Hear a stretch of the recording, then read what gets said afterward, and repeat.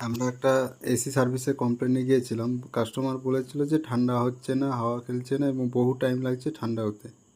আমরা যে এসিটা খুললাম, খোলার পরে দেখলাম কি অবস্থা, পুরো চারপাশে পুরো ধুলো জমে আছে। ঠান্ডা হবে কোথা থেকে?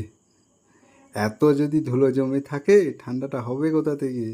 দেখুন, ইনডোরে পুরোটাই ধুলো ভর্তি, কোনো জায়গা ফাঁক নেই যে ধুলো নেই।